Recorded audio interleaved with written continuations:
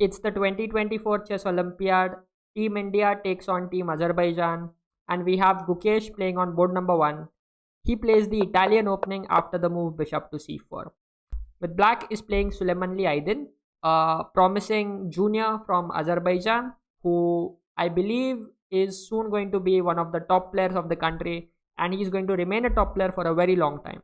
Bishop c4, black played knight f6, and white plays d3, simply protecting this pawn. And both players continue to follow the opening theory until we reach this position. And in this position, the standard way of playing is to go short castle. You could also go a4, which is one of Indian's top recommendations. However, the move Gukesh plays in the game is that he plays the move a3. And when I first saw this move, I didn't understand the idea behind it. That's why I am, not a grandmaster. So I had to go to ChessBase India stream, and I had to see what Sagar Shah and Harshit Raja, the commentators there, had to say. And they shared that one of the ideas could be to play b4 at some point and expand on the queen side. However, another hidden idea, a psychological idea that I think is behind the move a3, is that Gukesh is saying to his opponent that, you know what, a3 is a new move, it is a novelty. Maybe you don't know how to play against this move because, hey, it is completely new. Maybe you haven't checked it with the engine. There are no games in the database, and you cannot go right now and check it with the engine because there is a former world champion nearby. So you have to find the best move on your own here. Good luck with that. So black is like, okay, black thinks for some time, and he plays the move knight h5. And this move knight h5 is a mistake. And from this point onward, black just never manages to come back into the game. It's move number 10. Black has made one mistake, and Gukesh is already on the verge of victory. Gukesh thought for some time here, and he found the exact way to continue for white. He played the move knight into e5. Now this queen is opened up, and keeping an eye on this knight. You cannot take the knight because, hey, you would lose this h5 knight, and white is a pawn up. So that's why after knight e5, black had to play knight into g3, and now Gukesh went bishop into f7 check. The king went to f8, and now there is knight g6 check.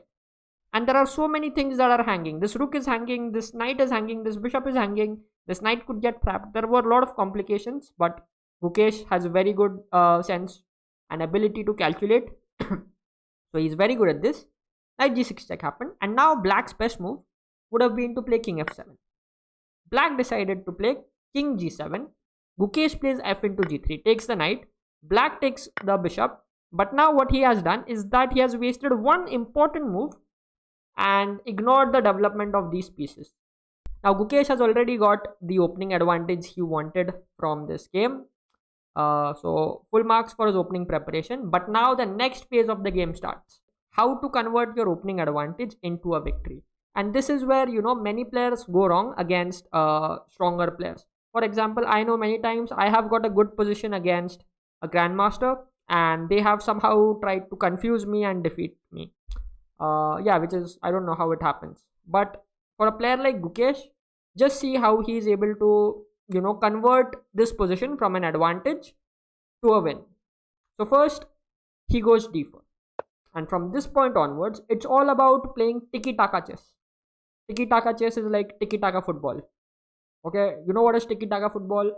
You pass, you keep passing, short passes, you get your players onto better positions, and eventually as they get on better positions, they have more options to shoot and score a goal.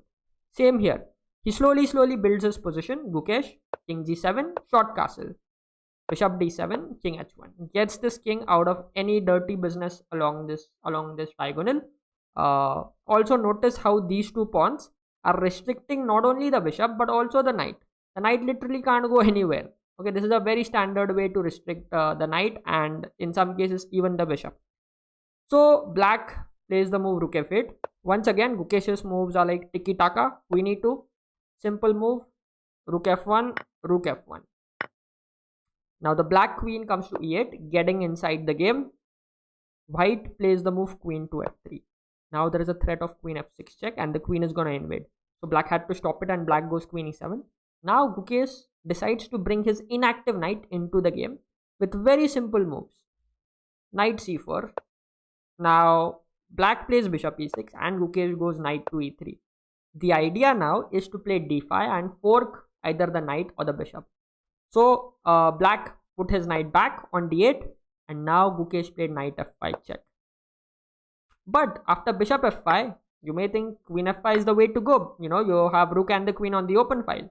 But that's not what Gukesh played. Gukesh played e into f5. And this is another point I want to highlight. Here, e into f5 closes the line for the rook and the queen. So why do you think Gukesh played this? Well, top players, as you can see, they are often very flexible with their thinking. It's not that they want to use just one strategy to win a game. If they find a better way to, get to an advantage, a faster way to get to an advantage or a winning position, they'll do it. And e into f5 turns out to be a faster way to get to a better position, because now there is a threat of f6 check. So black had to play queen f6, after which this rook now no longer has a job on the f file, so it goes to e1 in search of better options. Now this rook is on a very nice open file, the only open file on the board.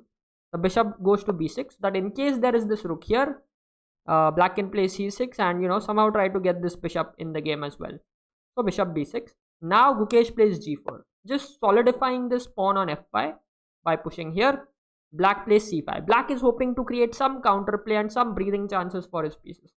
He forces white to play d5, and now black would love to play knight f7 and knight e5. However, in this position he can't go knight f7 because that would allow rook e6, and once the queen moves there is f6 check and there is an invasion coming in from the queen and white is gonna win. So that's why in this position, after the move d5, black played c4, but now Gukesh went rook e4. Black went bishop c5. Black is going to protect this pawn with the move b5. So you might consider taking this pawn on c4. However, that would be a mistake. And that's not what Gukesh played. Because that would allow knight f7. And once the rook comes back, you have allowed this knight to land on this e5 square. And this knight on the e5 square is like the Sergio Ramos. You no matter what you do, it's a fantastic defender. It's not going to fall. So after the move bishop c5, Gukesh didn't capture this free pawn. He wasn't greedy and he played the move a4, just simply stopping this black pawn from landing on b5. Simple chess. Bishop dropped back to a7. This bishop just doesn't have any options. Gukesh went queen e2, and now the idea here is to invade with the rook on e7. Okay, that's the point of getting this queen behind the rook. Black played h5. Gukesh gave a check. King f8 gave a check, got his rook on a better position, and as after his rook was on a better position, he now took this h5 pawn. And this is also another thing that I've noticed about top players, something that you can try to implement in your games. If they have a chance to win extra material and they can somehow make it work, if they can win extra material, they'll often go for it, because oftentimes this advantage of an extra pawn is more than enough to win the game. Gukesh got a free pawn, he took it. Now black cannot take on f5. Can you tell me why? Let me know in the comments why black cannot take on f5. So queen into f5 would be a mistake. So here black went g4, and now Gukesh played the move h6. Once again, black cannot take on h6. Let me know why in the comments. But black can take this f5 pawn, and now there is a threat of queen b1 check. However, Gukesh simply ignored that and played the move h7. Black did give a check. However, the queen dives in to save the game. Queen e1, rook e1 and rook e1. And after this move, white resigned, because if you go king g7 to capture the pawn, there is this check. The king drops back, check, king moves, and you simply take the knight and win the game. And with this important victory, Gukesh basically gave Team India the lead against Azerbaijan. On board number 2, we had a draw by Pragnananda, which meant India was leading 1.5 to half. Then on board 3, Arjun won. By the way, Arjun is having a fantastic tournament. He has played 5 rounds and he has won all 5 rounds. And on board number 4, we had Vidit playing against Azerbaijan's best player, Shakhriyar Mamedyarov. The game ended in a draw, and eventually Team India managed to score 3-1 against a formidable Azerbaijan team and won the match.